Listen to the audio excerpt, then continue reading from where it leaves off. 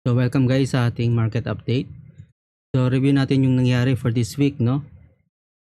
So ano yung mga market bias natin, previous analysis, mga fundamental bias.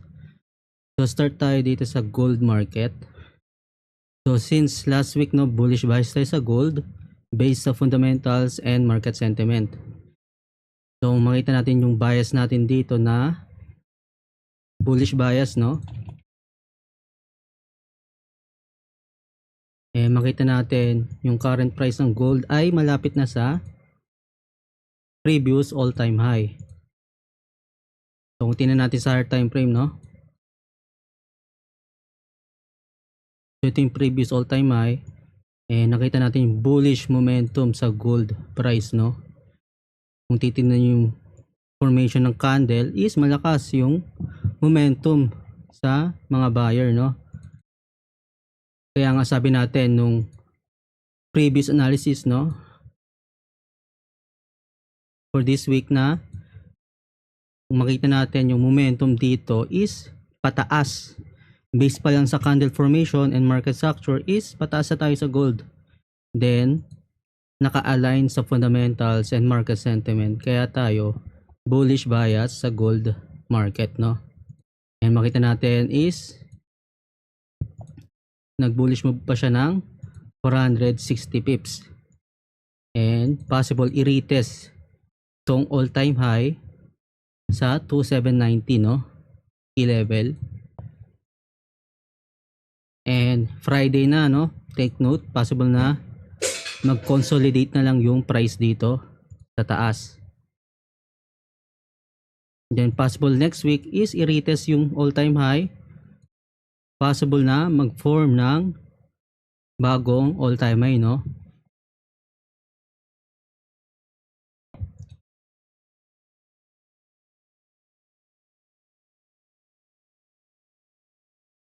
So if nag-break above sa key level, then if same pa rin yung market sentiment, no, and fundamentals sa gold na pataas yung direction, so kaya kailangan natin na mag-adapt sa market sentiment, no, for next week. So okay ba? So any question regarding sa price ng gold kung bakit tumaas? Ano yung mga fundamental catalyst, mga economic data report, no? Kung ano yung mga reason kung bakit tumaas yung gold. So okay ba? Naintindihan ba? So if may question kayo, pwede kayo mag-chat, no?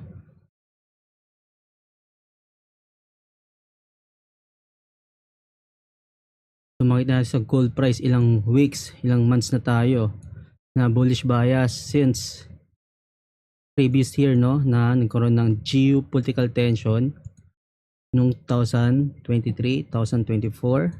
So may conflict sa Middle East, sa Europe na nag-cause ng pagtaas sa gold. So dapat alam natin ano yung mga fundamental reason kung bakit tumataas, no? So tumaas yan dahil yun sa fundamentals, no, hindi dahil sa technicals. So dahil yung fundamental yung main driver kung bakit gumagalaw ang price ng market, no? So ayun sa gold market, and balik tayo sa Bitcoin market update natin. So last week, so may analysis tayo nung January 14, previous week, na sinabi natin na possible na mag-bullish bias ang Bitcoin, no, if yung price nag-hold above sa 91k key level, no. So kailangan i-defend ng mga buyers kung gusto pa nila tumaas ang Bitcoin price. So since na-defend ng mga buyers, so nakita natin na tumaas siya hanggang mag-form ng bagong all-time high dito. So since nag-bullish move, na-anticipate natin yung profit taking, no, based sa previous coaching session natin noong January 21. Na-anticipate natin yung pullback lower dito, and sabi nga natin na possible mag-consolidate siya sa price na ito.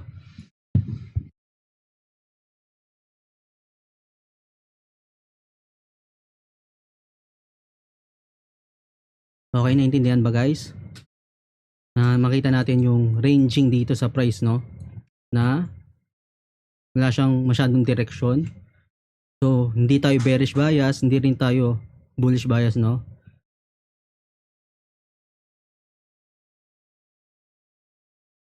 So, any question guys regarding sa market update natin, no? So, pwede natin i-review yung mga previous analysis sa Discord, no? So, share natin yung mga trade ideas natin based sa market live update natin and sa coaching session.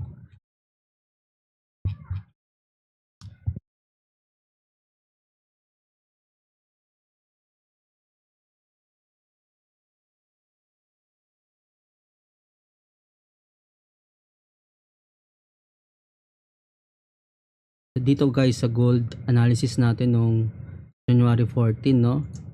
So sabi natin na na-anticipate natin yung pullback lower nung January 13. So nakita natin nag-pullback lower dito.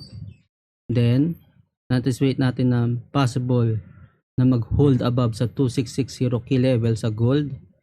Na if mag-hold dito, possible buy position.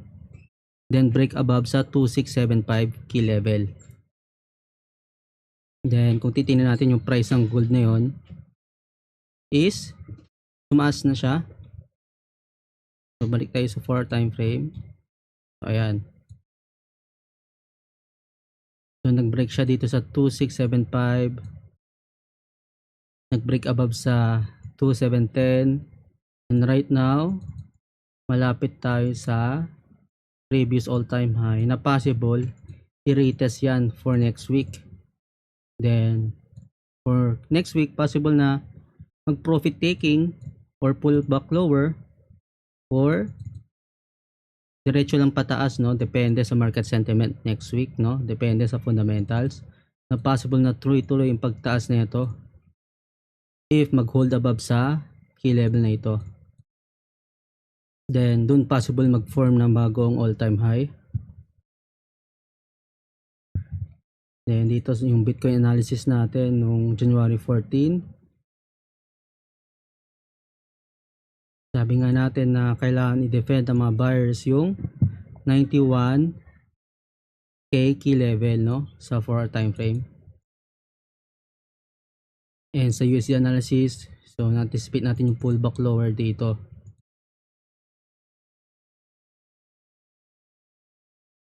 So makita natin bumaksak yung USD. So tingnan natin, no. So na-explain natin na based sa time frame analysis natin na mas prefer natin na mag pullback lower ang USD, no. So dahil ang market is hindi lang siya isang direksyon na pataas lang, no, may mga pullback lower or kung saan marami nagpo-profit taking kaya nagko-cause ito ng bearish move, no, or pullback lower. Then if bullish bias pa rin tayo sa USD, dun tayo maghahanap ng buy position, no, sa higher time frame. So since na-anticipate natin pullback lower, so dito based dito sa market structure, dun tayo pwede maging bearish bias sa USD. So kailangan mo anticipate yung bearish move or yung pullback lower. So yung analysis na to is nung January 14, anticipation of USD pullback lower.